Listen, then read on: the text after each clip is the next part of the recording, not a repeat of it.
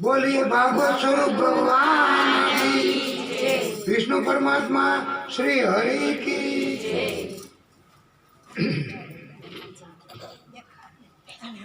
सुखदेव प्रभु कहे छे, हे परीक्षित जी, हे राजन, હવે શરદ ઋતુ શરૂ થઈ છે। हेमंते प्रथमे मासी नंद व्रज कुमारिका चेरूर हविष्यम भुगजाना कात्यायान यर्चन व्रतम। हेमंत ऋतु एना पहला ज महीनामां एटले आ मागसर महीनो અને માગસર મહિનામાં હેમંત ઋતુ શરૂ થાય અને પહેલો જ મહિનો આ હેમંત ઋતુનો। અને આ માગસર મહિનામાં વ્રજની કુમારિકાઓ એ કાત્યાયની દેવી એનું વ્રત કરવા લાગી। આ કાત્યાયની વ્રત વ્રજમાં કુમારિકાઓએ વ્રત કરવાનું એટલે કે માત્ર આ વ્રતમાં ફળ એનો આહાર કરવાનો। યમુનાજીમાં અથવા કોઈ પણ નદીમાં સૂર્યોદય થાય એ પહેલા સ્નાન કરી લેવાનું। નદીના કિનારા ઉપર કાત્યાયની દેવીની મૂર્તિ ત્યાં બનાવવાની અને મૂર્તિમાં સુગંધિત ચંદન તૈયાર કરી અને એમને ચંદન કરવાનું મૂર્તિને। અને પૂજા માટે પુષ્પના હાર તૈયાર કરવાના અને દેવીને ધરાવવા માટે જાત જાતના નિવેદ તૈયાર કરવાના। દેવીને ધૂપ કરવા ધૂપ તૈયાર કરવાનો હોય છે। દેવીને દીપ પ્રગટાવવા દીપ તૈયાર કરવાનો હોય છે। દેવીની મૂર્તિને કુમારિકાઓએ નાની મોટી એવી ભેટ પણ અર્પણ કરવાની હોય છે। અને આ કથા ઉપરથી આ પ્રસંગ ઉપરથી આપણે બધા અહીંયા બધું ભેટ શ્રીનાથજી બાવાને કૃષ્ણને એ બધા અર્પણ કરીએ છીએ। એવી આ ભાગવતજીની કથા। અને આવું કહેવામાં આવ્યું છે એટલે જ આ કોઈ બધાય આપે બધાય કરે એટલે આપણે કરીએ એવું નથી। આવું મહત્વ છે, આવું માહિતમ છે। અને મૂર્તિ એમને વસ્તુઓ અથવા તો એ વખતે તો લાલ ચંદનનું લાકડું હોય તો એ દેવીને ધરાવતા। અને ચોખા પ્રવાલ ફળ એટલે ચોખા એનાથી કાત્યાયની દેવીની પૂજા કરવાની હોય છે। આવી રીતે કાત્યાયની દેવીનું વ્રત કુમારિકાઓ હોય એમણે કરવાનું હોય છે દર વર્ષે। અને આ કાત્યાયની દેવીનું વ્રત માગસર મહિનામાં આ બધી કુમારિકાઓ શરૂ કરે છે। કાત્યાયની મહામાયે મહાયોગીન યધીશ્વરી નંદ ગોપસ્તુંદવી પતિમ મેરુતે નમઃ ઇતિ મંત્રમ જયંતી આસ્થાઃ પૂજા ચક્ર કુમારિકા। આ કાત્યાયની દેવી એટલે માતા પાર્વતી પોતે। અને હે પાર્વતી માં, હે કાત્યાયની માં, હે મહામાયા, હે મહાયોગીની, હે બધાની એકમાત્ર સ્વામીની, તમે આ નંદનંદન ભગવાન કૃષ્ણ એને અમારા પતિ બનાવી આપ્યા। એમ આ કુમારિકાઓ કાત્યાયની દેવીનું વ્રત કરી અને એમની પાસે આવી માગણી કરે છે અને એમને નમસ્કાર કરે છે, એમની પૂજા કરે છે. પ્રભુએ તો હવે એમને માગણી કરી પ્રભુએ, એટલે પ્રભુ તો પછી ખાતરી તો કરે જ. નદ્યામ કદાચિત આગત્ય તીરે નિક્ષિપ્ય પૂર્વવત વાસામ અસી કૃષ્ણમ ગાયંત્યો વિજહ વસ્ત્ર સલિલે મુદા. એક દિવસ કાત્યાયની દેવીનું આ વ્રત ચાલુ હતું. એ દરમિયાન પૂજાઓ કરતી હતી આ વ્રજની કુમારિકાઓ, અને દરરોજની જેમ એ કુમારિકાઓ તો ત્યાં કિનારા ઉપર વસ્ત્રો મૂકી અને સ્નાન કરવા લાગી. અને એમાં આ બધી કુમારિકાઓના વસ્ત્રો ત્યાં હતા કિનારા ઉપર, એ ભગવાન કૃષ્ણએ લઈ લીધા અને દૂર કદમના ઝાડ નીચે મૂકી અને પોતે ઉપર. પ્રભુ અને ગોપીઓએ કુમારિકાઓએ જોયું તો વસ્ત્રો આવી રીતે આ કૃષ્ણ લઈ ગયા અને ત્યાં મૂકી દીધા. હવે બહાર કેમ નીકળ્યું સ્નાન કર્યા પછી? ત્યારે આ કુમારિકા આ વ્રજની એમણે શરૂઆતમાં તો કૃષ્ણને ધમકાવ્યા છે કે અમે તમારી આ વાત આ ફરિયાદ નંદજીને કરશું, પણ કૃષ્ણને કાંઈ અસર નથી થઈ. એટલે હવે આ કુમારિકાઓ અને ગોપીઓનું આ હથિયાર પણ કામ ન લાગ્યું, ધમકાવવાનું. હવે શું કરવું? ત્યારે આ જળની બહાર કેમ નીકળ્યું વસ્ત્રો વગર? ત્યારે ગોપીઓ કુમારિકાઓ અંદરો અંદર હવે એમ વિચારવા લાગી અને કહેવા લાગી કે આપણે આ કૃષ્ણને તો આપણા પતિ તરીકે માગણી કરીએ છીએ અને એટલે તો આ વ્રત કરીએ છીએ, તો પતિની પાસે એમાં આપણે વસ્ત્ર વગર જવું તો એમાં કોઈ મર્યાદાનો ભંગ નથી થતો. અને એટલે બધી ગોપીઓએ કે આજે એ પોતે જ આપણી સન્મુખ છે, તો આપણને બહાર નીકળવામાં એની આપણે મર્યાદા શું કામ? અને પછી વ્રજ કુમારિકાઓ ગોપીઓ એ તો પોતાના ગુપ્તાંગને માત્ર 2 હાથથી પડદો કરી અને એ તો યમુનાજીના જળમાંથી બહાર નીકળી. અને ભગવાન કૃષ્ણએ એમને એમના વસ્ત્રો ત્યાંથી આપ્યા અને એવું કહ્યું કે તમે આ જળ આ વરુણદેવ એમનો તમે અપરાધ કર્યો છે અને એમના જળમાં નિર્વસ્ત્ર સ્નાન કરાય નહીં. પછી સ્ત્રી હોય કે પુરુષ હોય, પુરુષ હોય ગોપી જ કહેવાય.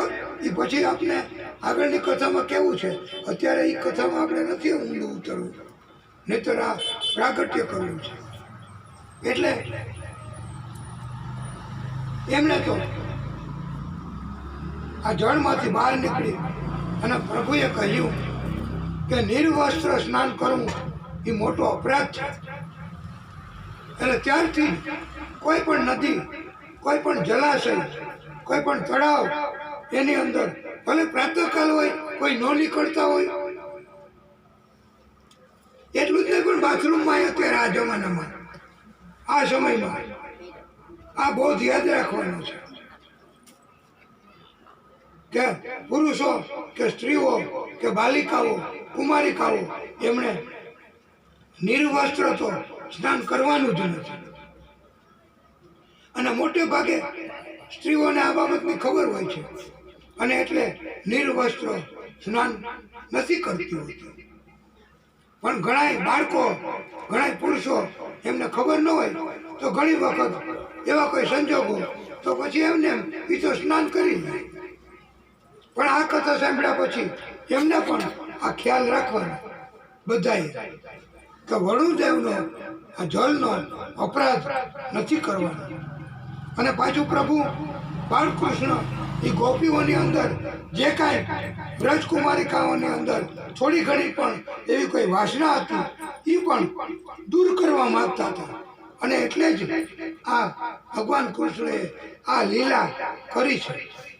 અને ગોપીઓ પણ એ લીલામાંથી એકમાંથી પસાર થઈ ગઈ અને ભગવાન કૃષ્ણ એમની ઉપર કૃપા કરી અને એમ કહ્યું છે કે તમારું વ્રત આ માન્ય રહી ગયું.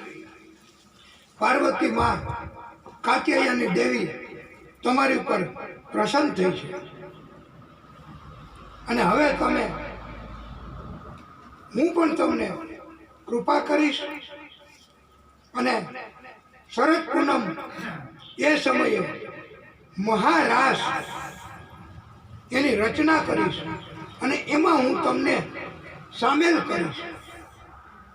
એટલે આ ગોપી અને આ વ્રજકુમારિકાઓ હતી એને જ પ્રભુએ એ મહારાસમાં સામેલ કરી છે. એ સિવાય કોઈને નથી કહ્યું. હવે એનું કારણ કેવી રીતે આવું થઈ શકે? આ તો બધા બેઠા હોય, જેની ઈચ્છા હોય એને જ પ્રભુ કૃપા કરે, એની ઉપર જ મહેરબાની કરીને વરદાન આપે. એવું શક્ય કેમ બને? પણ એ પછી આગળની કથામાં આપણે કહેવાનું છે. એટલે પછી વ્રત દરમિયાન આ કુમારિકાઓને પ્રભુએ પણ આવા સુંદર મજાના આશીર્વાદ આપ્યા અને મહારાસ પ્રભુ કરવાના અને એમાં સામેલ કરે. એ તો અહીં તો માત્ર આપણે કથામાં આપણે નથી કે અહીંયા બધા રાસ લેવા માંડ્યા હતા ભાઈને રોડ ઉપર. આપણે કીધું કે રાસ ન લેવાય, સરકારના નિયમનો ભંગ થશે. એ કે અહીંયા રોડ ઉપર કાંઈ નિયમનો ભંગ ન થાય. અમે તો રોડ ઉપર જઈને ત્યાં બધા કાલે રાસ લેવા માંડ્યા હતા. અહીંથી ના પડી તો કાંઈ નહીં. એ કે ભલે અમને જેને જે કરવું હોય છે એ ભલે કરી લે. અને ગોપીઓ તો પછી કાલે કૃષ્ણનું પ્રાગટ્ય થયું તો ત્યાં એટલા લાંબા સમય સુધી રાસ લેતી હતી કે દેખાવાનું બંધ થયું ને અંધારું થયું ને પછી બંધ કર્યા રાસ. એટલો બધો અંદરથી આનંદ, એટલી ભક્તિ એ આખા ગામમાં ખબર પડી ગઈ કે આજે સરપંચશ્રીની કથામાં એમને કથા કરાવી છે, એમાં કૃષ્ણનું પ્રાગટ્ય થયું છે અને અદાએ કથાને વિરામ આપ્યો છે. તો હવે આપણે હાલો બધા રાસ લે. તો તાત્કાલિક બધા વાહનમાં આમાં એમ બધા આવી ગયા અને બધા કીર્તન કરવા માંડ્યા હતા, રાસ લેવા માંડ્યા હતા. એ કે હવે અદાને કાંઈ વાંધો નહીં, હવે એને તો કથાને વિરામ આપ્યો, અમે અમારી રીતે રોડ ઉપર અને રસ્તો રોકાઈ ગયો. એવી રીતે આ ગોપીઓ, આ ગામની મહિલાઓ, કુમારિકાઓ એ બધી રાસમાં જોડાઈ ગઈ. એટલું જ નહીં, પણ મને તો ખબર પડી કે આ સરપંચશ્રીએ પણ રાસ લેવા માંડ્યા હતા. અને સરપંચશ્રીએ કીધું અદા લાવો તો તમારો મોબાઈલ. એટલે મેં કીધું આજે આપને. અને આમાં મેં કીધું વિડીયો તો ઉતરી ગયા છે કથાના, પણ છતાંય એ કે લાવો. અને એક કોક હતા એવા, એમને કીધું હાલે તો આ આખા રાસનો અને વિડીયો ઉતારીએ. અને પછી અદાને કીધું કે આ તમે બધા વિડીયો બતાવી દો તમે તારે. અહીંયા ભલે ગામમાં આવીને અમને કાંઈ રંજાડ કરવી હોય તો કરે, પણ આમાં કાંઈ ભંગ થતો નથી. આ તો બધા અંદરના બધા કુટુંબ અને બધા માણસો ભેગા થયા હોય તો એ પોતાની ભક્તિ કરે અને આવો પ્રતિભાવ બતાવે તો એમાં ક્યાં ભંગ થાય? ભક્તિ કરવી એમાં કંઈ ભંગ નથી થતો. અને એ સરકારે સમજે જ છે કે આ તો ગોપી ભાવ જાગ્યો અને મહિલાઓ રાસ લે અને મહિલાઓને ભગવાન કૃષ્ણ પણ કૃપા કરે અને રાસ કરે તો ભગવાન કૃષ્ણને પણ આનંદ થાય છે. અને એટલે પછી સરકાર મહિલાઓને ક્યાં કહે? અને મહિલાઓ તરફના જ કાનૂન છે અત્યારે બધા નિયમો, અને એ બધા મહિલાઓની તરફેણમાં છે. અને સરપંચશ્રીને તો એટલી બધી આનંદ અને હિંમત કે એ વિડીયોમાં એ ઘણી વાર સુધી આટા ફરતા હતા. અને એનું વિડીયોમાં રેકોર્ડિંગ થયું છે હો. અને અહીંયા બીજા ગામ લોકોએ પણ એ વિડીયો ઉતાર્યા છે અને બધાને ઘરે ઘરે જઈને એ ગામના માણસો બધા આ વિડીયો બતાવ્યા છે કે કાલે આવો મજાનો પ્રાગટ્ય અમે તો કર્યું જ છે ગામના માણસોએ અને ગામની ગોપીઓએ એમ બધાને કીધું અને એમ કીધું કે હજી તમારે આ કથામાં છઠ્ઠા દિવસે એટલે આવતીકાલે પછી ભલે હજારની કથા પૂરી થાય પછી હજારની બીક લાગતી હોય તો હજારની કથા પૂરી થાય વિરામ પામે પછી આપણે બધાએ આવતીકાલે પણ સાંજે એવા સુંદર મજાના સમયે રૂક્ષ્મણી માના વિવાહ કરવાના છે. ભગવાન કૃષ્ણ એમના વિવાહ કરવાના છે આવતીકાલે સાંજે. એમ બધા ઘીરે ઘીરે જિંદગી આવ્યા અને કે ત્યાં તમે ત્યારે આવજો, રોડ ઉપર આપણે મનાવશું અને રસ્તા ઉપર બધાને રોકી દેવું અને ત્યાં વિવાહ માં રૂક્ષ્મણી અને ભગવાન કૃષ્ણના કરશું. કારણ કે પછી તમે આ એક જાતનો અંદરથી ભક્તિનો ભાવ જાગે એને તમે કોઈ રોકી ન શકો.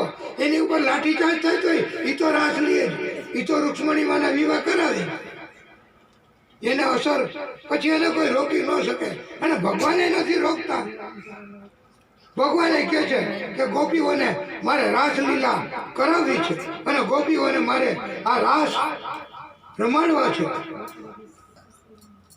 અને એટલે આજની કથામાં આપણે આવી રીતે ભગવાનની કૃપા મેળવવાની છે અને ગોપીઓ વ્રજકુમારિકાઓ અને એને બધાને ભગવાને વચન આપ્યું છે કે હું તમને બધાને રાસલીલામાં સામેલ કરીશ. અને બધાને તો બહુ મજા આવી, આનંદ થયો અને એમ થયું કે આજે ભગવાને આપણને એવો પુરુષોય ગોપી કહેવાય.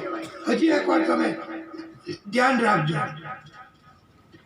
એટલે પછી તો કારતક મહિનો એને સુદ એકમ એટલે દિવાળી પછીનો પહેલો જ દિવસ એને સુદ એકમ કહેવાય. અત્યારે બધા પોતાની ઘરે સુંદર મજાનો વ્યંજનો બનાવવા લાગ્યા. એટલે કૃષ્ણને એમ થયું કે તમે બધા આજે આવું બધું બનાવો છો. યશોદાજીને પૂછ્યું, નંદજીને પૂછ્યું, એ કે પછી તમને સમજાવશું. એમ કરીને કૃષ્ણને પણ હવે આ કૃષ્ણ થોડો માને. એ તો નંદજી પાસે ગયા અને કહ્યું કે બાબા આ બધી શું કરે છે બધા? આ સુંદર મજાના વ્યંજનો બનાવે છે અને મારે તો એ બધાનો ભોગ લેવો છે, મારે ભોગ ગ્રહણ કરવો છે. એ કે પણ હમણાં નહીં, પેલા અમારે પૂજા કરી લઈ અને પછી તમને બધું આપશું, બધાને આપશું. અમે કોઈએ જો કાંઈ નથી લીધું હજી. તો એ કે પણ કોની પૂજા કરશો? એ કે ઇન્દ્રની પૂજા કરશું. ઇન્દ્ર છે એ જ કૃપા કરે છે, ઇન્દ્ર છે એ જ વરસાદ વરસાવે છે અને વરસાદ આવે તો ઉપજ થાય, ઉપજ થાય તો ગાયોને ચરવાનું થાય અને આપણા બધાનું પોષણ પણ થઈ શકે. એટલે ઇન્દ્રની પૂજા દર વર્ષે આવી રીતે બધા કરીએ છીએ. તો ભગવાન કૃષ્ણએ કહ્યું કે આ ઇન્દ્ર અને એ વરસાદ ન વરસાવે તો બધા મૃત્યુ થાય. એ કે તો બીજું શું થાય? તો ઇન્દ્ર બધાનું મૃત્યુ કરે. એ કે અમને તેટલી ખબર છે, પછી તને હજી ખબર હોય તું મને કે. નંદજી તો બેહી ગયા બાજુમાં. ત્યારે કૃષ્ણએ કહ્યું છે કે ઇન્દ્ર છે એ કઈ કરી ન શકે, એ કોઈનું મૃત્યુ ન કરી શકે કે એ કોઈને જીવાડી ન શકે. એ જીવન મૃત્યુ અને બધાનું પાલન પોષણ પિતા વિષ્ણુ પરમાત્મા પોતે જ કરે. હરિ અને હર એની કૃપાથી જ થાય. ઇન્દ્ર કઈ વરસાદ નથી વરસાવતા. એ તો વૃક્ષ, પહાડો એના કારણથી, વન જંગલ એના કારણથી અને પ્રભુની કૃપાથી વરસાદ આવે છે. અને એ પ્રમાણ જે ભગવાન કૃષ્ણએ કહ્યું હતું એ અત્યારે આ સમયમાં પણ એ સાચું બને છે. એ ઘણી વખત વરસાદ નથી થતો, પ્રભુ પણ કૃપા કરવાનું માંડી વાળતા હોય તો ત્યારે ઇન્દ્ર ભગવાન વરસાદ નથી વરસાવી દેતા. અને આપણે બધા અત્યારે ઘણી વખત આ કળિયુગ છે તોય વરસાદ મોડો થાય તો આપણે નથી ભક્તિમાં જોડાઈ જતા, કથાઓ કરીએ, ધૂન કરીએ, અખંડ ધૂન ઘણાય તો કરતા હોય ગામમાં, કે જેથી કરીને પ્રભુ રાજી થાય અને વરસાદ વરસાવે તો કંઈક ઉપજ થાય, નકર પ્રભુની કૃપા ન થાય તો બિયારણે ફેલ જાય છે. એટલે નંદ બાવાને આ ભગવાન કૃષ્ણ કહે છે કે ઇન્દ્ર એ વરસાદ, અમે દર વર્ષે અમે ઇન્દ્રની પૂજા કરીએ છીએ. અને ત્યારે કૃષ્ણ ભગવાને કહ્યું છે પોતાની વાણીથી નંદજીને, અને બધાય પછી તો આવી ગયા જાણવા માટે.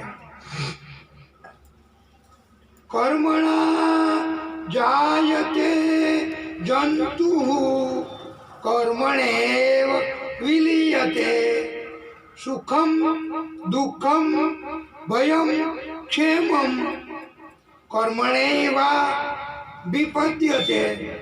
બધા જ મનુષ્યો, પ્રાણીઓ પોતાના જ કર્મ પ્રમાણે જન્મે છે, પોતાના જ કર્મ પ્રમાણે જીવે છે, પોતાના જ કર્મ પ્રમાણે આખરે મૃત્યુ પામે છે, પોતાના જ કર્મ પ્રમાણે જીવનમાં સુખ દુઃખ ભય એનો અનુભવ કરતા હોય છે. આમ પોતાના કર્મ સિવાય ક્યારેય ઇન્દ્ર કોઈને સુખી ન કરી શકે કે કોઈને દુઃખી કે ત્રાસ આપી ન શકે. અને ભગવાન કૃષ્ણ કહે છે કે કર્મ કર્યા વગર કોઈ એમને રહી શકતા નથી હો. એ પછી હાચા કરે ખોટા કરે પણ કર્મ તો કરે જ સતત. અને આપણે સૂતા હોય ને રાતના તોય આપણું કર્મ ચાલુ જ હોય. ઘણી વાર સપનામાં દેખાય આપણને કે આપણે જીતી ગયા, કે આપણે પાસ થઈ ગયા, અથવા ઘણી વખત એવું સપનું આવે કે હાલીને જતા હતા, બહુ થાકી ગયા, ચોટીલા સુધી પૂગ્યા નહીં, પાછું આવવું પડ્યું. તો આ એ ભક્ત ઉપર એની જે ચિંતા હોય ને કે માનતા છે હાલીને જવું છે પણ કેમ જવું, પુગાય કે નહીં પુગાય, રસ્તામાં કઈ તકલીફ પડશે કે નહીં પડે, એ પછી સપનામાં આવી પ્રતિકૃતિ થાય. એમ કર્મ ચાલુ જ હોય દિવસ અને રાત, સતત કર્મ કર્યા વગર કોઈ રહી શકે જ નહીં. અને પછી બધાએ પ્રશ્ન પૂછ્યો કે પણ કાના આપણે તું કેમ કરીએ ઇન્દ્રની પૂજા ન કરીએ, તો આપણે આ ઇન્દ્ર પછી કોપાયમાન થશે, ગુસ્સો કરશે, આપણને હેરાન કરશે, ત્રાસ આપશે, મૃત્યુ કરશે, તો કોણ બચાવશે? ત્યારે કૃષ્ણએ કહ્યું કે આપણે શ્રદ્ધાથી પૂજા કરશું, એ આપણને બચાવશે. તો એ કોણ? એણે કીધું કે એ ગોવર્ધન પર્વત, એ પોતે એમાંય ભગવાન છે અને એની પૂજા કરવાની. અને ગોવર્ધનજી એ વરસાદ વરસાવે, એ કૃપા કરે, એ જીવનનું આપણને પાલન પોષણ કરે, અને એ જ કૃપા કરે તો જ આપણા શુદ્ધ કર્મ થાય. અને એની પૂજા, એ જ પૂજા સાચી પૂજા છે. ઇન્દ્ર તો દેવ છે, દેવના રાજા છે, એની પૂજા કરવાની હોય. જે સાક્ષાત ભગવાન છે, ભગવાન છે એની પૂજા કરવાની. દેવ અને ભગવાનનો ફેર હોય. ઘણાને ભક્તોને એમ થાય કે દેવ અને ભગવાનમાં શું ફેર, અને આ તો દેવના દેવ ઇન્દ્ર. તો દેવ હોય ને એને અમુક કાર્ય જ એ કરી શકે, એવી જ એનામાં શક્તિ હોય. વરુણ દેવ હોય એ એનું કાર્ય કરે, અગ્નિદેવ હોય એ એનું કાર્ય કરે. એમ પણ ભગવાન એ તો બધું કામ કરે, બધા એનું કાર્ય કરી શકે. એટલે ભગવાન અને દેવો કરતા ભગવાન એ મહાન છે, આદિશક્તિ છે, અને એટલે જ ભગવાનનું મહત્વ છે. અને એમ કીધું છે કે ગોવર્ધનજી એ જ કૃપા કરશે, જંગલો વધશે અને એનાથી વરસાદ વરસશે. માટે આપણે બધા ગોવર્ધનજીની પૂજા કરવાની છે. અને આ બધું લઈ લ્યો, જે કાંઈ સામગ્રી બનાવી, મોટા મોટા તપેલા અને મોટા મોટા વાસણો અને એની અંદર બધા ગાડામાં નાખી અને હાલો કૃષ્ણએ કીધું ગોવર્ધનજીની તળેટીમાં. અને બધા તેને કીર્તન કરતા કરતા ગોવર્ધનજીની તળેટીમાં પહોંચી ગયા. અને ત્યાં ભગવાન કૃષ્ણએ બાળ અવસ્થામાં જ બ્રાહ્મણોના હાથે ગોવર્ધનજીની પૂજા કરાવી, અભિષેક કરાવ્યો, 56 પ્રકારના ભોગ બનાવ્યા હતા. તપેલા તપેલા મોટા મોટા વાસણો. એ બધાય એ કે આને નીચે કેમ ઉતારશું? એ કે તમે એની ઉપાધિ કરોમાં, એની ચિંતા કરોમાં. એ કે અમારી કીધે ઉપડશે નહીં, આટલા જણા ભેગા થવું જોઈએ. એ કે તમે એની ઉપાધિ કરોમાં, આ ગોવર્ધન ભગવાન છે. એ કે તો એ એની મેળે ભોગ તમારા લઈ લેશે, માગીને લઈ લેશે. અને પછી તો ભગવાનને બધાએ પૂજા કરી, એની પ્રદક્ષિણા કરી અને ત્યાં જ એનો અભિષેક કરાવ્યો. અને ગોવર્ધનજી એમાં પ્રભુએ ભગવાન કૃષ્ણએ પોતે એક સ્વરૂપ એમાં પધરાવ્યું અને બધા એને દર્શન કરાવ્યા ગોવર્ધનજીમાં. અને ભક્તો તો કહે કે આ ગોવર્ધન પ્રભુ તો જો આપણા લાલા જેવા છે કે નહીં, આપણા કાના જેવા છે કે નહીં, અસલ એના જ જેવા જોવો. પણ એ કે એને 4 હાથ છે, આપણા કાનાને તો 2 હાથ છે. તો એટલો ફેર. અને છતાંય પછી બધાએ ખુલ્લામાં ગોવર્ધનજીના દર્શન થયા. એમાં આડો કોઈ પડદો નહીં, આડું કઈ આવરણ નહીં, એકદમ ખુલ્લામાં પર્વત ગોવર્ધનજી. અને ત્યાં બધાને ખુલ્લામાં દર્શન કરાવ્યા. એનું નામ જ આ ભગવાનની કૃપા, એનું નામ જ આ ભગવાનની લીલા. બાકી જ્યાં પડદો હોય અને એ કહે મારા હાથ ઉપર જો હું રૂમાલ ઢાંકું છું અને ચલાવ એમ કરીને 100ની નોટ બનાવી દે, તો આ એક જાતનું જાદુ છે. અને જાદુને કોઈ પસંદ કરતા પ્રભુની લીલા, પ્રભુના દર્શન એને બધા પસંદ કરે છે. અને એટલે જ્યાં પડદો છે ત્યાં કોઈ પ્રીત કરતા નથી. અને એમ કહ્યું છે કે જ્યાં પડદા હે વહાં પ્રીત નહીં હે, ત્યાં પ્રેમ નથી. એ કે કાંઈક ચાલાકી છે એટલો જ પડદો રાખ્યો. અને અહીંયા ભાગવતીની કથા આપણે ખુલ્લામાં બધાને શ્રવણ થાય એવી રીતે વિડીયો ઉતારી અને બધાય આ ભાગવતીની કથા શ્રવણ કરશે.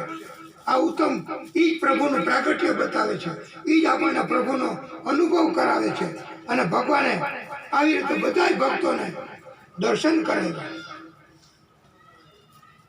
અને ગોવર્ધન પ્રભુ તો ત્યાં પ્રગટ થયા પર્વતમાં અને પોતે પોતાનું મોઢું ખોલી વિરાટ સ્વરૂપે અને પોતે શ્વાસ લે એવી રીતે તપેલા ભર્યા હતા, મોટા મોટા વાસણો આ સામગ્રીના. એ પ્રભુએ પોતે એ ભક્તોનો ભાવ સમજી અને ખેંચી લીધા અને પોતે આ ગ્રહણ કરવા માંડ્યા. અને બધા ભક્તો તો જોઈ રહ્યા એ કે આ ગોવર્ધનજી, આ પ્રભુ કેટલા કરુણા કરવા વાળા છે, આ કેટલી દયા, આપણને કઈ તકલીફ જ દેતા નથી. અને પાછા એમ કે છે કે આન ઓર વધારે લાવો. તો એમાંથી ઘણા ભક્તો એ કે હું બોલતા હતા, એ કે પછી એમ કહેવા માંડ્યા કે આની ઓર. અને એ જગ્યાનું નામ પછી આની ઓર એવું પડ્યું છે. એમ કહેતા હતા કે આન ઓર લાવ. તો એના કારણથી એ જગ્યાનું નામ પછી ક્રમે એમાં આની ઓર ગામ પડ્યું છે. અને એ ગામમાં ત્યાં પ્રભુ હંમેશા હોય જ છે. અને ત્યાર પછી આ ભક્ત અને ભગવાન, અને ત્યાં ભગવાને તરત બધાને ઉપદેશ આપ્યો છે અને ખુલ્લામાં કોઈ જાતની પણ છેતરવાને ભય જ નહીં ભક્તોને. અને આવી રીતે દર્શન આપ્યું છે અને અંદરથી બધાના હૃદય પવિત્ર બનાવ્યા છે ભગવાને આવા દર્શન કરાવીને. અને આવી રીતે ગોવર્ધનજી માં પ્રભુએ પોતાનું સ્વરૂપ મૂક્યું છે અને એટલે પ્રભુએ એમાં પ્રાગટ્ય કર્યું. અને ગોવર્ધન ભગવાન એમાં આ પર્વત ગોવર્ધનજીની અંદર અને 21 કિલોમીટરના વિસ્તારમાં છે આ પર્વત. એની પરિક્રમા એક કરવી હોય ને તો 21 કિલોમીટર હાલવું પડે. એવા 7 કોષના વિસ્તારનો આ ગોવર્ધનજીનો પર્વત છે. અને પછી તો બધાને આવી રીતે દર્શન કરાવ્યા અને ગોપીઓ એ ભક્તો એ બધા ત્યાં કીર્તન કરે છે એમની તળેટીમાંથી ગોવર્ધનજીના દર્શન કરતા કરતા. અને ગોપીઓ તો એમ કહે છે, મેં તો ગોવર્ધન કો જાઉં મારે દેશ, ના માને મેરો મનવા.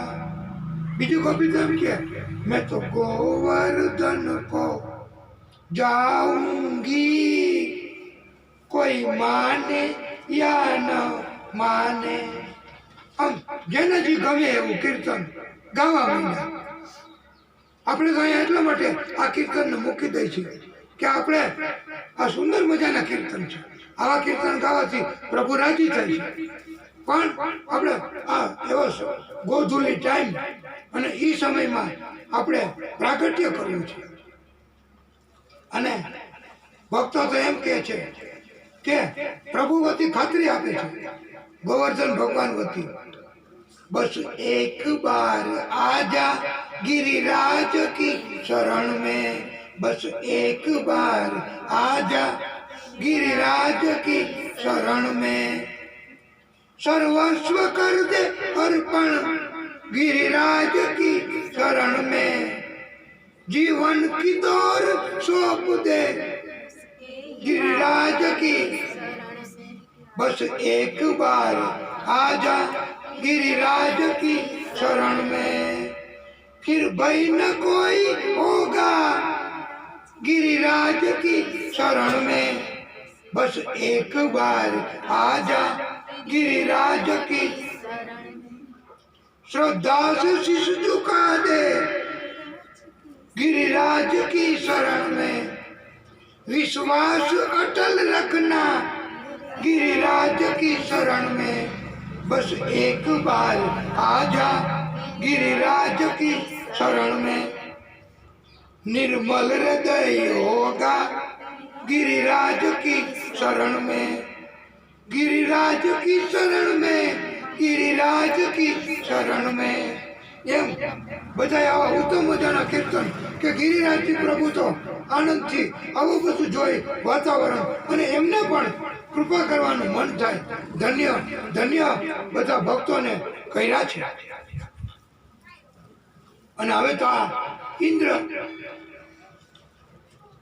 એ તો વાટ જોતા હતા, ઉતાવળ કરવા માંડ્યા કે આ વખતે આ મારી પૂજા દર વર્ષે કરે છે, આ વખતે કેમ હજી સુધી ભૂલી ગયા છે, શું થયું હશે? ત્યાં તો ક્યાં પ્રગટ થયા, આપણે બધાને ખબર પડી ગયા કોણ આવ્યું હશે. નારાયણ નારાયણ નારાયણ. નારદજી તો પધાર્યા અને કે દેવરાજ આપની પૂજા આ વખતે નહીં થાય અને હવે ક્યારેય નહીં થાય. આ તો નારદજી એ તો ગુસ્સો હોય ને વધારે ગુસ્સો કર્યો. ઇન્દ્રને અભિમાન કે મારી પૂજા વગર આવું કરાય જ નહીં કોઈથી. તો આવું કીધું નારદજીએ, હવે ક્યારેય નહીં થાય તમારી પૂજા, વાટ જોતા નહીં. તો એને તો ગુસ્સો ચડ્યો અને ઇન્દ્ર પછી તો નારદજી બસ આટલી જ વાત હતી, આટલું જ કહેવાનું હતું અને તરત એકદમ અતિશય ગુસ્સો ચડ્યો ઇન્દ્રને. નારદજી તો નારાયણ નારાયણ નારાયણ કરતા એ કે હવે જાણશે. દેવરાજ તો એટલો બધો ગુસ્સો અને એના કારણથી એ ઇન્દ્ર એમને 12 મેઘને બોલાવી લીધા. અને આ વ્રજ એના માણસોને બધાને ચમત્કાર બતાવી દે. એટલું બધું પાણી વરસાવો, એટલું બધું પાણી આપો કે જેથી કરીને બધા તાણમાં આખું ગોકુળ વ્રજ બધું તણાઈ જવું જોઈએ. બધા ત્રાસી જાય તો પણ કોઈને બચાવતા નહીં. આવો આદેશ કરી દીધો. આવો આદેશ કરે પણ ક્યાંથી ભાન લે? એવો ગુસ્સો થાય પછી ભાન ગુમાવી જ દે. ગમે એ માણસ હોય કે ઇન્દ્ર હોય. અને નારદજી એટલે જ આવ્યા હતા કે ઈ આવો અપરાધ કરે પછી જોયા જેવી થાય. અને એમને તો અને આપણે નથી કહેતો મોટી ઉંમરના માણસો ઘણા હોય તો એ કે 12 મેઘ ખાંગા થઈ ગયા હોય. અને સુપડા ધારે નહીં, સાંભેલા ધારે એવડા એવડા છાંટા પડે. સાંભેલું કેવું હોય? એટલું પાણી આ ક્યાં જાય? અને બધા તો મૂંઝાણા. કૃષ્ણને કહે કે કાના હવે શું કરશું? આટલું બધું આ ઇન્દ્ર જો ગુસ્સો કરવા માંડ્યા લાગે છે, તો આમાંથી કંઈક બચાવવાનો રસ્તો કાઢો. તો ભગવાન એની જ વાટ જોતા હતા. કૃષ્ણ ભગવાન એ કે હાલો બધાય બધી સામગ્રી બધું મિલકત જે કાંઈ પોતાની પાસે ગાયો હોય ગોવાળો હોય બધાને લઈ અને બધું ગાડામાં નાખી અને હાલો અહીં કાંઈ રહેવા દેતા નહીં. કોઈની પાસે કંઈ થોડું ઘણું હોય ને ધન કે એવું કાંઈ તો એ ભેગું લઈ લેજો. બધાએ બધું લઈ અને એ તો ગયા. અને આગળ કૃષ્ણ અને ગોવર્ધનજી એમની પાસે બધા ત્યાં ગયા છે. અને ગોવર્ધનજીની તળેટીમાં જઈ અને બધાએ એ કે હાલો બધાએ આપણે ગોવર્ધનજીને પ્રાર્થના કરીએ અને એની જ આપણે પૂજા કરી હતી, એને જ આપણે રાજી કર્યા છે, તો એ જ આપણને બચાવશે. એમ ભગવાને એમ નથી કીધું કે હું બચાવીશ, પણ એ ગોવર્ધનજીનું મહત્વ ભગવાનને વધારવું છે. એટલે પછી તો બધાએ તે તળેટીમાં પહોંચી ગયા. અને તળેટીમાં પહોંચ્યા પછી ભગવાન કૃષ્ણએ બધાને કીધું કે તમે બધા થોડો થોડો ટેકો દો, હાથ જરાક લંબાવો. એટલે ભગવાન કૃષ્ણએ તો પોતે સ્પર્શ કર્યો ગોવર્ધનજીને. ત્યાં જ ગોવર્ધન તો હલકા ફુલકા સાવ વજન વગરના થઈ ગયા. કારણ કે આ તો પ્રભુનો સ્પર્શ અને પ્રભુની ઈચ્છા હતી. એટલે અને ભગવાને ડાબા હાથની તટલી આંગળી ઉપર આ ગોવર્ધનજીને પછી ધારણ કર્યા છે. અને એમનું આ દર્શન કરવા માટે ત્યાં બધા દેવો બધા બ્રહ્માજી એ બધા ત્યાં હાજર થઈ ગયા. બધાને એમ થયું કે આપણે આ આવી લીલાના દર્શન ક્યારે થાય.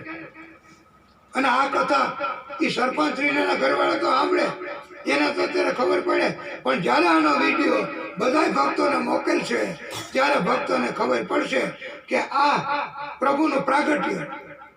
અને એની સાંભળવાય મળે અને સાંભળીએ એટલે આપણા દિમાગમાં આપણા હૃદયમાં એ સાંભળીએ એની આકૃતિ એના દર્શન પણ આપણને થાય આંખથી, એવી પણ અસર થાય છે. અને એટલે ભગવાને આ 7 કોષનો પર્વત એમને આવી રીતે ઉચકો અને પછી એનું નામ ભગવાન કૃષ્ણનું ભક્તોએ પાડ્યું ગિરિરાજ ધરણ. અને પ્રભુએ આ સ્વરૂપે પ્રાગટ્ય કર્યું છે. બોલીએ ગિરિરાજ ધરણ કી જય. અને ગોવાળો બ્રજવાસીઓ એ પછી આ લીલાના બધાએ દર્શન કર્યા અને અંતરિક્ષમાંથી દેવોએ પણ દર્શન કર્યા અને ગોવાળિયા તો બધા કહેવા માંડ્યા કે કાના એમ કહી થોડીક વાર તું વિરામ કરી લે. અમે બધા લાકડીના ટેકા ડાંગ મોટી મોટી લાકડીઓ એના ટેકા કરી છે. તારી આંગળી જરાક થાકી ગયા હશે, થોડીક વાર તું વિશ્રામ કરી લે. અમે આને મજબૂતથી બળ કરીને પેલા બધાય જોર કરી જો એમ કરીને બધાએ જોર કરી અને ડાંગના ટેકે અને પછી કૃષ્ણને એમ થયું કે તું હાલો એ કહે છે તો આંગળી નીચે કરું. તો જેવી આંગળી નીચે કરી ત્યાં તો એટલું બધું વજન. આ તો પ્રભુથી ગોવર્ધનજી હલકા થાય, કાંઈ બીજાથી ન થાય. એના સ્પર્શથી ગોવર્ધનજીને અસર થાય, બીજાના ટેકાથી બીજાના સ્પર્શથી એને અસર ન થાય. એટલે બધા કહેવા માંડ્યા એ ખાના એ બચાય, આ તો હમણાં વાતે આવી પડશે, અમે બધા દટાઈ જશું.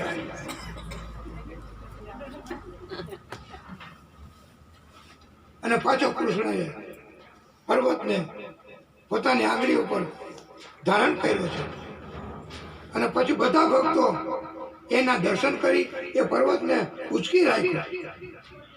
હવે પર્વત એની ભગવાને કહ્યું કે તમે બધાય આની નીચે આવી જાઓ.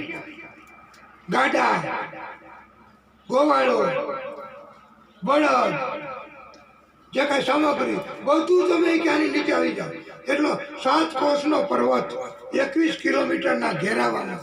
તો એટલે બધાય એની નીચે આવી ગયા અને એક છાંટો પણ નથી કેમ પડે. હવે ઇન્દ્ર ભગવાન ભલે વરસાદ વરસાવ્યા કરે, ભલે ગુસ્સો કર્યા કરે. અને પછી ત્યાં અગસ્ત્ય ઋષિ એમને ભગવાન કૃષ્ણએ એમનું સ્મરણ કર્યું છે અને એમ કીધું હતું કે રામ અવતારમાં જ્યારે પ્રભુએ પ્રાગટ્ય કર્યું ત્યારે અગસ્ત્ય ઋષિ છે એમને ઉત્તમ મજાના ભોજનો આ બહુ લેતા હો. જેમ ગોવર્ધનજી બધું લે તેમ અગસ્ત્ય ઋષિને બધાએ પ્રેમથી બહુ ભોજન કરાવ્યા અને કે હજી લાવ. બધું ભોજન કરાવી અને સંતુષ્ટ કર્યા. પછી જળ પણ એટલું જ જોઈએ. આટલું ભોગ, આટલું ગ્રહણ કર્યા પછી, આટલું ભોજન લીધા પછી તો ત્યારે પ્રભુએ રામજીએ કહ્યું હતું કે ઋષિવર, આપને આ પ્રાગટ્ય કર્યું, આ જન્મ મેં લીધો તો એમાં તમને ભોજન કરાવ્યું છે. હવે પછી હું પ્રાગટ્ય કરીશ ત્યારે તમને જલ એટલું બધું આપશો કે આપને સંતુષ્ટિ થઈ જશે. તો ભગવાને આ સમયે કે બારે મેઘ ગાંગા થઈ ગયા હતા, આટલો વરસાદ. તો અગસ્ત્ય ઋષિનું સ્મરણ કર્યું અને ઋષિ ખોબો ધરીને વિરાટ ખોબો બધું એમાં જ આવે અને ઋષિ પોતે એ પીવા માંડ્યા હતા. આ ભગવાન આવી વ્યવસ્થા કરી શકે હો. બાકી એના સિવાય બીજા કોઈ પૃથ્વી ઉપર કોઈ જીવ કે કોઈ ભગવાન કોઈ પણ એ આ બાળકૃષ્ણ અને આ વિષ્ણુ પરમાત્મા પોતે એ જ આવી રીતે કર્મ અને લીલા કરી શકે છે. અને એ લીલા એટલા માટે કે એ કર્મ કરે છે તો એની ભક્તોને ખાતરી થાય કે આપણને બધાને જોવું બચાવ્યા તો કરે. અને હજી પાછા કોક છાંટા પડે ને એવડા મોટા તો શું થાય કે પર્વત અને જમીન હા એની વચ્ચે જગ્યા તો રહીએ, કારણ કે ખાડો પડ્યો એમાં બધા આવી ગયા. તો જમીન એની નીચે ખાડો એમાં બધા આવી ગયા. તો ત્યાંથી પર્વત એટલો ઊંચો પ્રભુએ રાખ્યો હતો. તો એની વચ્ચે જગ્યા હોય તો ત્યાંથી છાંટા પડે તો એમાંથી વાછટ આવે તો એનોય પાણી થાય તો ભક્તોને એટલી કૃપા કરી ભગવાને કે સુદર્શન ચક્રને આદેશ કરી દીધો કે તમે આ છાંટા, આ જલ, એ સુદર્શન ચક્ર એટલું તેજ એવું છે તો એનાથી એ જલ છે એ પણ સુકાવા માંડે અને એમ છતાંય એમ થયું કે આ પાણી તો રોકાશે નહીં અને ન્યાય તો આવશે તો ખરું જ. તો પણ ભગવાને એની વ્યવસ્થા કરી. શેષ નાગને પ્રભુએ આદેશ કર્યો કે તમે આ જમીન અને પર્વત એની વચ્ચે જગ્યા છે એમાં ફરતાય તમે વીંટળાઈ જાઓ. હવે ક્યાંથી આવે જલ? ઇન્દ્ર શું કરી શકે? અને આવી રીતે પ્રભુએ બધા ભક્તોને બચાવ્યા છે. અને પછી તો ઇન્દ્ર એમને એમ થયું કે કેમ છે, જરા તપાસ તો, રિપોર્ટ તો કરો, જાણ તો કરો. બધા તણાઈ ગયા કે શું થયું? એ કે કોઈ નથી તણાયા, એક ટીપું પાણીનું ત્યાં પડવા દીધું નથી. તો એ કે બધું જલ, આ બધું પાણી અતિવૃષ્ટિ અને અહીંયા પાણી ઉપરથી ખલાસ થઈ ગયા, મેઘો થાકી ગયા. તો આવું કેમ થયું? ત્યારે એને એમ થયું કે આ કોક એવી શક્તિ, તો એ કે આવું કોણ કરે છે? એ કે કૃષ્ણ. અને કૃષ્ણ એ કે એ બાળક છે તોય. પછી તો ઇન્દ્રએ એને પોતાની દિવ્યતા અને પોતાના કારણથી એનું અભિમાન હતું કે મારા સિવાય કોઈની પૂજા ન થાય. એ અભિમાન ભગવાનને ઉતારવું હતું. એટલા માટે આવી લીલા કરી છે. અને લીલા કર્યા પછી ભગવાને આ ભક્તોને બધાને બચાવ્યા છે. અને ઇન્દ્રને પછી સમજાઈ ગયા.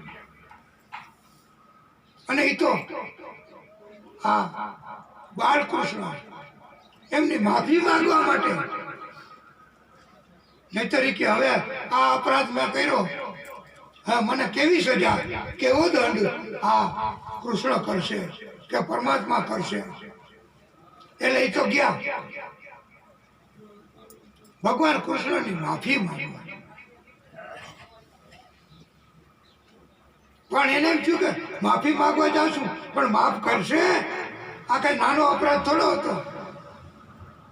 આપણે અત્યારે કળિયુગમાં કોઈની ઘરે જતા હોય તો જે માણસ હોય કે સત્તા હોય કે વૈભવ હોય કે સંપત્તિ વાળા હોય તો આપણે એની ઘરે જાય તો આપણે એને રાજી થાય એટલે શું કરીએ કે હાલો કાંઈક એવું આપણે એમને જે ભાવતું હોય એવું અથવા સુંદર હોય એવું કાંઈક એમને ત્યાં લઈ જાય અને પછી એમને આપણે આપશું એટલે એ રાજી થશે. એને રાજી કરવા માટે અત્યારે આ કથાના માધ્યમથી એવું જ્ઞાન હજી પણ બધામાં છે જો અત્યારે કે એને જે પસંદ હોય એવું ત્યાં લઈ જાય છે આપણે. અને સરપંચને ખબર પડી કે અદાની પાસે ઘડિયાળ અહીંયા નથી તો અહીંયા ઘડિયાળ ટીકાવી છે તો તરત એમને કાલે ઘડિયાળ ન કે અદા રાજી થાય અને અદા ને અગવડતા ન પડે અને અદા એ પોતાની કથા એની રીતે અંદરથી જ કીધા કરે એમ આ બધા. અને ઇન્દ્રને એમ થયું કે કૃષ્ણ માફી આપે અને કૃષ્ણ રાજી થાય એના માટે શું કરવું? તો એમને ખબર પડી કે કૃષ્ણ એની કુળદેવી એ ગાય માતા છે. કૃષ્ણ છે ને એ ગાય માતા ને મહત્વ આપે છે, એમના કુળદેવી છે. એટલે ઇન્દ્ર ઉત્તમ અને સુરભી નામની ગાય હતી એને લઈ અને ત્યાં આવ્યા છે કે હવે તો કૃષ્ણ પીગળી જ જાય, હવે તો કૃષ્ણ દયા કરે, હવે તો કૃષ્ણ કરુણા કરીને માફ કરશે. અને એમ છતાંય ઇન્દ્રએ આ કૃષ્ણની માફી માગી એટલું નહીં પણ એની સ્તુતિ કરી, એની વંદના કરી બે હાથ જોડીને. અને એનું તમામ પ્રકારનું અભિમાન નષ્ટ થયું. અને પછી તો કૃષ્ણએ એમને માફે કર્યું. પણ એટલું જ નહીં, આ તો કૃષ્ણ છે, આ તો વિષ્ણુ પરમાત્મા છે. એ ખાલી માફ કરી દીધું, ક્યાં માફ કરી દીધું એમ નહીં, પણ એમના આશીર્વાદ આપ્યા છે. અને ગાય હતી સુરભી, એમની પણ ભગવાન કૃષ્ણએ સ્તુતિ કરી છે. ભગવાન કૃષ્ણએ ગાય માતાને પણ આશીર્વાદ આપ્યા છે, ઇન્દ્રને પણ આશીર્વાદ આપ્યા છે.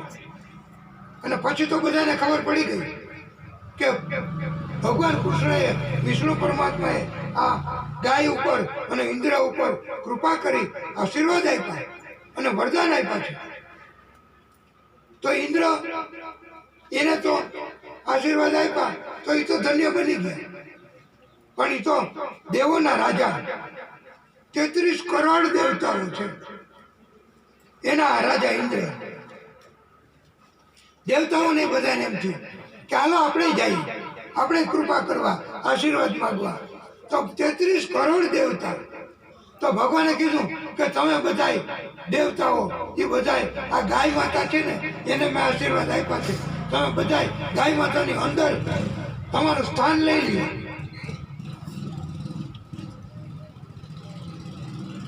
એટલે 33 કરોડ દેવતા એ આવ્યા અને ગાય માતાની અંદરના ભાગમાં બધી જગ્યાએ એના સ્થાન એમણે ગ્રહણ કર્યા છે. અને એમાં કઈ લૂંટાલૂંટી ન થયો. આ તો ભલે ને 33 કરોડ હોય તોય એ તો દેવો, એને તો જેને જ્યાં સ્થાન યોગ્ય જણાય ત્યાં બધાય સૂક્ષ્મ સ્વરૂપે એ દેવતાઓ પણ 33 કરોડ એ ગાય માતાની અંદર વાસ કર્યો. અને પ્રભુએ આ ગાય માતાની કિંમત વધારવા માટે જ આ લીલા કરી છે.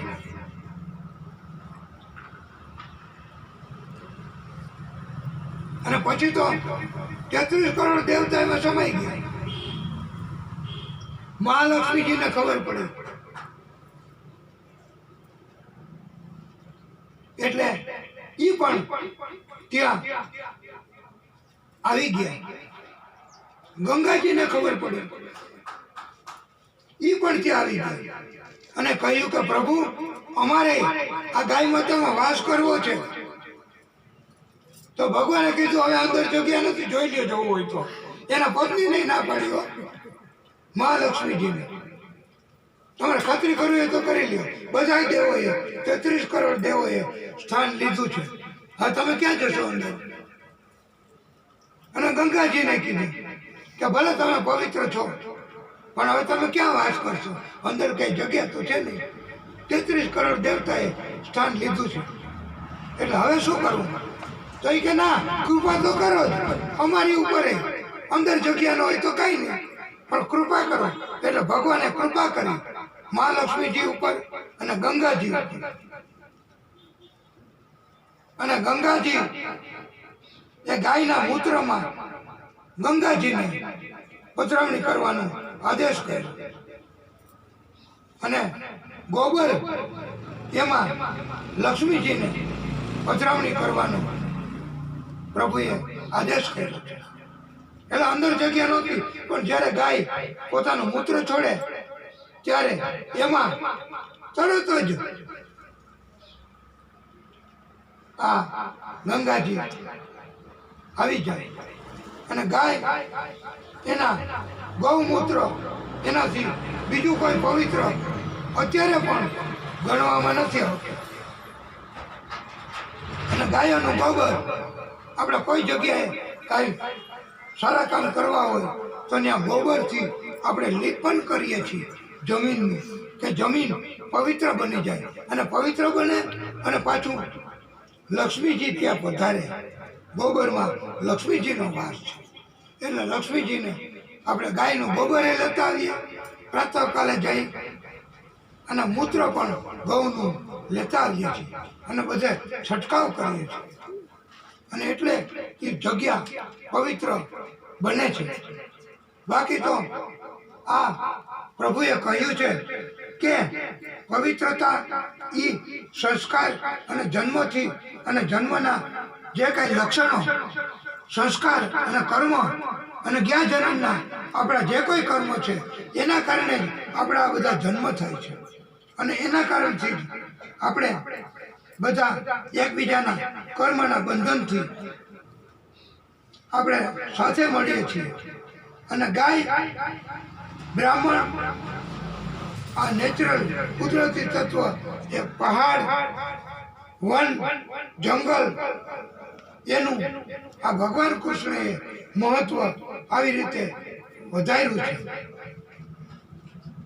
અને સુખ મળે, લક્ષ્મી મળે તો ભાગવતજી કહે છે કે આપણે બધાએ જો પ્રભુની કૃપા થાય તો આપણો દિવસ સુધરે અને આપણી પાસે લક્ષ્મીજીની કૃપા થાય તો લક્ષ્મીજી વધારે તો આપણે 10મા ભાગનું દાન એવી કોઈ જગ્યાએ કરતા રહેવું કે જેથી કરીને 90% લક્ષ્મી એ શુદ્ધ બની જશે.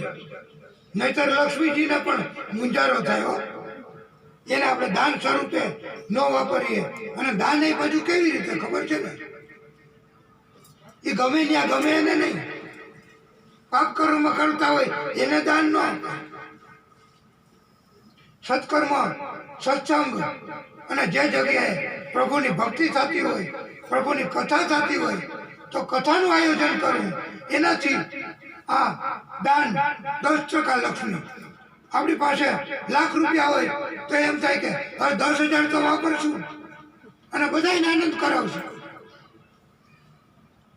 આવી રીતે 10% દાન કરવાનું એમ પ્રભુએ પોતે બધાને જીવને આદેશ કર્યો છે. પણ ઘણાને એવી ખબર ન હોય અને એના કારણથી એ કાંઈ દેવામાં તો સમજે નહીં. કારણ કે એને કોઈ દિવસ કોઈ શીખડાયું હોય કે અપાય, દાન કરાય તો સદગતિ થાય, સુખ મળે, આનંદ મળે. એટલે એ તો હંમેશા લેવામાં જ સમજાવે. લાવો લાવો લાવો, રાજી ખુશી ન આપે તો કપટ કરીને, ચીટિંગ કરીને પણ લાવો. કારણ કે અમુક પ્રકારના માણસો છે ને એ આવા હોય છે, દેવામાં સમજે જ નહીં. આ તો કળિયુગ છે. એ ગમે એમ કરીને લેના લેના લેના, એ જ એનું કામ. અને પછી ઘણા માણસો એવા હોય કે એ હંમેશા આપવાનું જ કામ કરે. કોઈ પાસેથી કાંઈ આપે તો એ લે નહીં, એ બધાને આપતા જ હોય. પછી જ્ઞાને આપે, એમને ધને આપે, એમને જે કાંઈ જરૂર હોય એવું ખબર પડે તો એ ત્યાં જઈને આપ્યા હોય. આવા માણસો છે એને આ પૃથ્વી પર અત્યારે પણ એને સંતો કહેવાય છે. એટલે જે માણસ લેવાનું જ કામ કરતા હોય ને એની આગળ આપણે ન જવું. કારણ કે નજર આપણી પાસે એ બધું લઈ જ લેશે. નહીં આપીએ તો કપટ કરીને, ચીટિંગ કરીને એમની પાસેથી આઘું રહેવું. પણ જે આપવાનું જ કામ કરે છે ને આપણે કોઈ જાતની ચિંતા વગર ત્યાં જવું. કારણ કે એનું કામ આપવાનું જ છે અને એ હંમેશા બધું આપે જ છે અને એને સંત કહેવાય છે. એટલે સંતની પાસે બધા જાય એનું કારણ એ જ, ઋષિઓની પાસે બધા જાય એનું કારણ આ જ કે ઋષિ કૃપા કરે અને એ તો હંમેશા આપે જ. ઓછું તમે કાંઈક સેવા કરો ને ઋષિની કે સંતની કે ગાયોની કે બ્રાહ્મણની તો એ તમને એટલું બધું વધારે. અને આપણે કથામાં કીધું હતું એમ બ્રાહ્મણોની અંદર પણ એના જમણા પગના અંગૂઠામાં બધા તીર્થોનો વાસ છે. એટલા બધા બ્રાહ્મણોને પણ અત્યારે પગે લાગે છે. પણ એ કથા સામે કરી હોય અને યાદ રહ્યું હોય તો ખબર પડે, નહીતર કાંઈ ખબર પડે નહીં. એટલે સંતોની પાસે જાઉં કે ઋષિઓની પાસે જાઉં એમાં કોઈ ચિંતા કરવાની જરૂર નહીં. અને ઘણા માણસો ત્રીજા પ્રકારનો આવ્યું માણસ કે એ જેટલું લે એટલું આપે. તો આવા માણસ હોય ને એનાથી આપણે છેતરાવાનો ભય નહીં. એની પાસે જવામાં આપણે ગભરાવું નહીં, મૂંઝાવું નહીં. કારણ કે એનો એવો ગુણ છે કે એને જેટલું લેશે એટલું એ આપશે. બધું લઈ નહીં લે, બધું ખાઈ લઈ જાય. જેમ ઓલા ત્રીજા પ્રકારના કીધું એ તો તમે ન આપો તો પરાઈને ગમે એમ કરીને લઈ લે, કોઈ બચી ન શકે. અને આપને કદાચ ખબર પડી ગઈ છે કે આ કોણ કહેવાય એ બધા એમાં જોકે કોઈ જ્ઞાતિની વાત નથી, પણ અમુક લોકો એવા છે કે એમની પાસે તમે કાંઈક વસ્ત્ર બનાવવા આપો, કોઈ ઘરેણાં બનાવવા આપો, તો એમાંથી કંઈ ને કંઈ તો લઈ જ લે, તમને ખબર પડવા જ ન દે કે એણે આટલું લઈ લીધું છે. એટલે આવા પ્રકારના માણસો એમ ભાગવતજીએ કહ્યું છે, અને ભગવાને પોતે એવો ઉપદેશ આપ્યો છે. ગોવર્ધનજી એમણે પણ બધા ઉપર કૃપા કરી છે,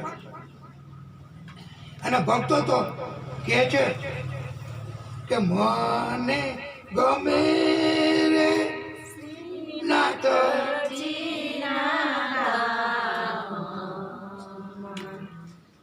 એને બધાએ કીધું કે કાના આપણે એટલા માટે આ કટ કર્યું છે કે આપણે હજી તો થોડીક કથા કેવી છે, અને કથા કહેવામાં અને એ સાંભળવામાં આપણે ઠાસીને ભક્તિ ભરવી છે. એટલે બધાને ભગવાને કૃપા કરી અને કે હાલો તો ન્યા લઈ જાય તમને મારા ધામમાં. બધાને ભગવાન એના ધામમાં લઈ ગયા, અને બધાએ જોયું કે ત્યાં તો ભગવાન એટલા બધા દૂર, એટલા બધા ઊંચા આસન ઉપર એ સ્વરૂપમાં બિરાજે. બધાએ એમની આરતી કરે, પૂજા કરે, અને એમની પાસે જવું હોય તો બહુ અગવડતા તકલીફ પડે. ત્યારે પછી આ ભક્તોએ એવું કીધું છે કે હવે મને આ તારા ધામની અંદર નથી ગમતું, અહીં તો તું અમારી સાથે નથી, અમારે તારી પાસે આવવું હોય તો અમે નથી આવી શકતા, તો અમારે અમારું આ વનરાવન છે ત્યાં જ તું અમારી ભેગો તો રહેશ, અમારું ધ્યાન તો રાખશ, અમારી સાથે વાતો તો કરશ, અમને બચાવશ તો ખરો, તો અમારે ધામમાં નથી રહેવું. અને ભક્તો એમ કહેવા માંડ્યા મારું વનરાવન છે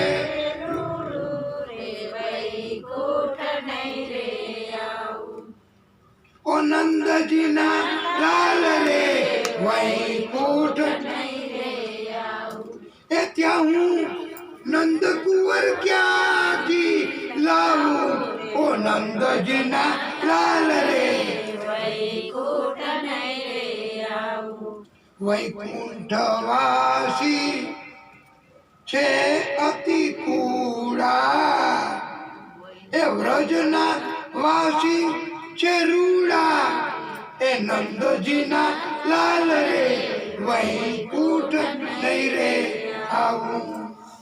એ મારે નહીં ખાવું કે નહીં પીવું ઓ નંદજીના લાલ રે વૈકુંઠ એ મારું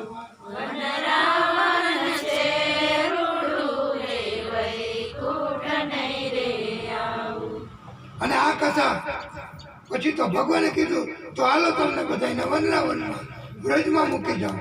બધાને વ્રજમાં ત્યાં બધાને આનંદ કરાયો છે.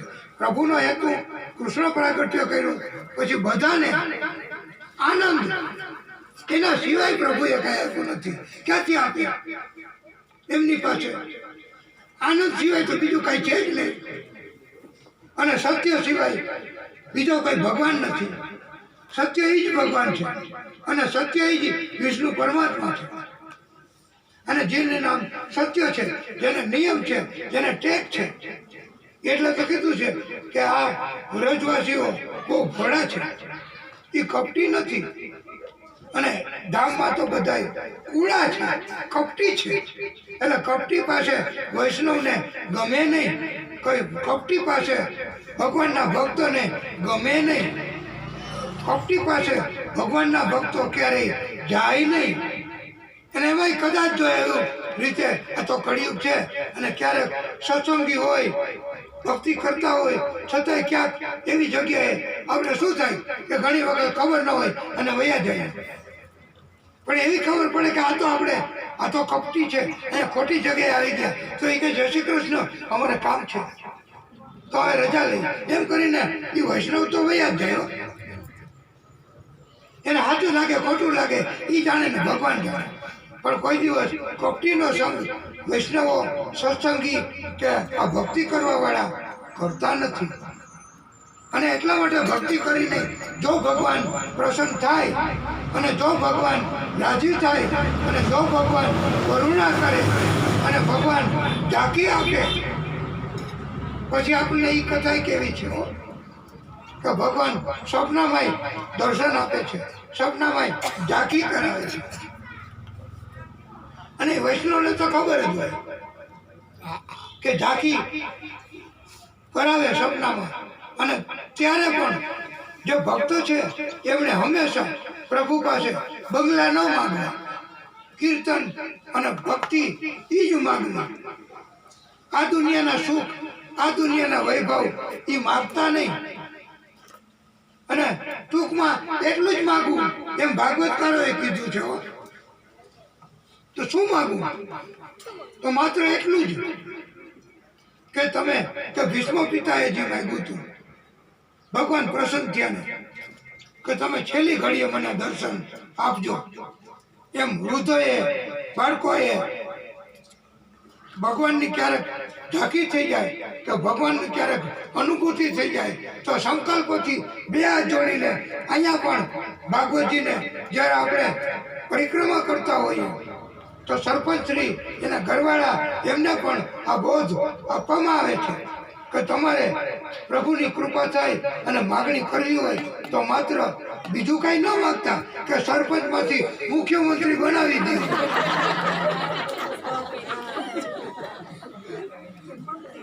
તો આખા ગામનું કલ્યાણ કરે, આખા ગામને જ બધા ખાતા આપે. એવું બન્યું છે.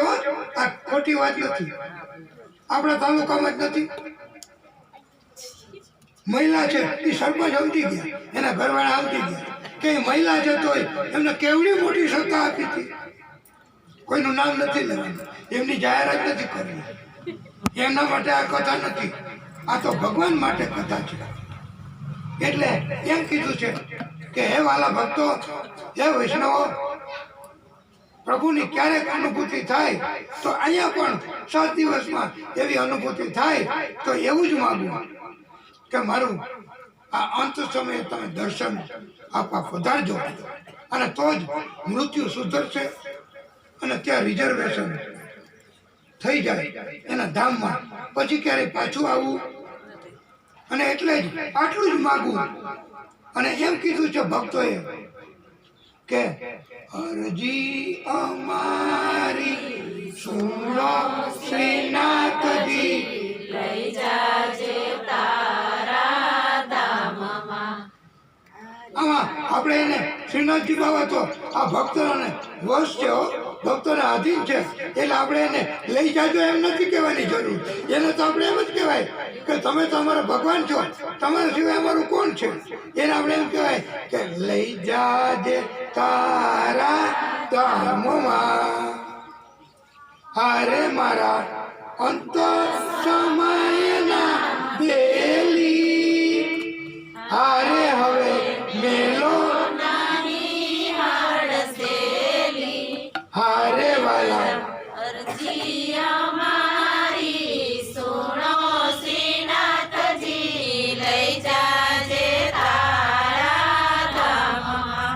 હારે હું તો આવી ઊભો તમ દ્વારે, શ્રીનાથજી, લઈ જાજે તારા ધામમાં. હારે હું તો આવી ઊભો તમ દ્વારે, હારે નાથ કરુણા કણાજો સિંધુ, હારે હું તો યાચું છું એક જ બિંદુ, હારે એક બિંદુમાં નહીં થાય ઓછું. શ્રીનાથજી, લઈ જાજે તારા ધામમાં. હારે મારું અંતર લેજો વાંચી, હારે નથી જયંતીમાં લાલી લગાતી, હારે પાને પાને એક શ્રી જાતિ શ્રીનાથજી,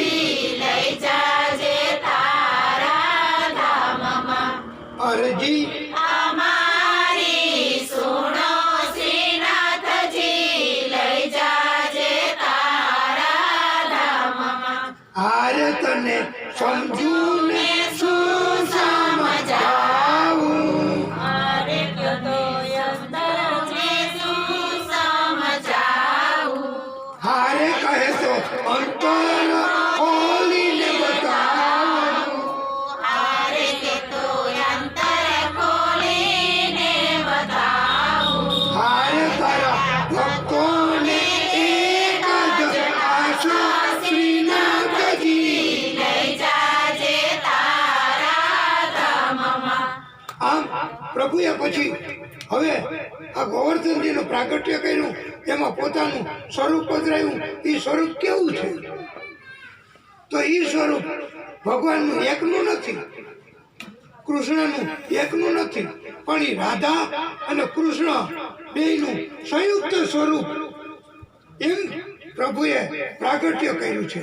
અને ગોવર્ધનજીમાં અને એ રાધા સ્વરૂપ અર્ધું રાધાનું અર્ધું કૃષ્ણનું એવું સ્વરૂપ એમાં પધરાયું છે, સંયુક્ત સ્વરૂપ. અને એટલે એ જગ્યા, એ ધામ, એ યાત્રાનું ધામ બની ગયું છે. અને ત્યાં આ પ્રભુએ પોતે પ્રાગટ્ય કર્યું છે, શ્રીનાથજી બાવાનું સંયુક્ત સ્વરૂપ. આમ શ્રીનાથજી બાવાએ પહેલી વખત જ આવી રીતે પ્રાગટ્ય કર્યું છે. બોલીએ શ્રીનાથજી ભગવાન. એટલે શ્રીનાથજી બાવાનો પણ પ્રાગટ્ય આપણે આપણી કથામાં દિવ્યતાપૂર્વક કરીએ છીએ. અને જ્યાં ગુરુ પધારે એને શું કહેવાય? ગુરુદ્વારા. કારણ કે ત્યાં ગુરુ પધારે છે. અને જ્યાં શ્રીનાથજી પધારે એને શું કહેવાય? નાથ દ્વારા. અને એટલે એનું નામ, એ જગ્યાનું નામ નાથ દ્વારા પડ્યું છે. અને હજી અત્યાર સુધી એ નામ એમાં ફેરફાર નથી થયો. એટલું એનું મહત્વ, એટલું એનું સત, એટલું એનું તત્વ છે. અને શ્રીનાથજી બાવાની કથા આજે આપણે વિસ્તૃત અને દિવ્યતાપૂર્વક કહીએ તો શ્રીનાથજી બાવા એ ત્યાંથી પણ અહીંયા અત્યારે એના દર્શનનો સમય છે. અત્યારે શ્રીનાથજી બાવા દર્શન બધાને આપે, પણ અહીંયા ભક્તો અને વૈષ્ણવોને દર્શન શ્રીનાથજી બાવા આ છબીમાં છે એમાંથી પ્રાગટ્ય કરી અને બધા ભક્તોના હૃદયમાં વાસ કરી અને અનુભૂતિ કરાવશે અને દર્શન આપશે. આમ આ નાથ દ્વારા એનું મહત્વ પણ આપણી કથામાં આપણે સમજાવીએ છીએ. અને આપણી કથા એને આપણે અહીંયા આ સમયે વિરામ આપીએ છીએ. કારણ કે આ સમય એવો સુંદર મજાનો છે કે ગાયો વનમાં ગઈ હોય અને ચરીને પાછી આવતી હોય. એ ગોધૂલી ટાઈમ, અત્યારે 5:30, 5:15 વાગ્યાનો સમય, એને ગોધૂલી ટાઈમ કહેવાય છે. અને આ સમયમાં જે કંઈ સત્કર્મ કરીએ ને એ સીધું જ ભગવાનને અર્પણ થઈ જાય છે. અને એટલે આ દિવ્ય કથા આપણે ગોધૂલી સમયમાં. અને જો કાલની જેમ આ કથામાં મોડું થાય તો પછી એનો ગોધૂલી ટાઈમ જતો રહે, ત્યારે કથાની દિવ્યતા, કથાનું સત્વ એ ઘટતું જાય. એટલે આ કથા એ આપણે અહીંયા વિરામ કરીશું.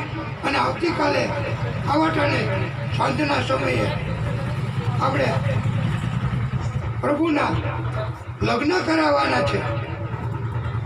એટલે બધા ત્યાં તૈયારી કરવી હોય તો સરપંચશ્રીને પણ એવો અનુરોધ કે એમને લગ્ન બાબત જે કાંઈ સંકલ્પ હોય કે તૈયારી કરવી હોય તો એમણે ભલે ને અહીંયા નહીં તો બહાર રોડ ઉપર કાલની જેમ, પણ કઈ એમાં કોઈ ના નહીં પાડે કે તમે વિવાહ ન કરાવો. એટલે આપણે આપણી કથાને અહીંયા વિરામ આપીશું. અને પછી આપણે આપણી કથા આવતીકાલે સવારના 8 વાગ્યે શરૂ કરી દઈશું. એટલે જેમને કોઈને પ્રીતિ હોય એમને તૈયાર થઈ અને પછી અને આ કથાને આપણે અહીંયા વિરામ આપીએ છીએ. બોલીએ ભાગવત સ્વરૂપ ભગવાન જય. વિષ્ણુ પરમાત્મા શ્રી હરિ કી જય.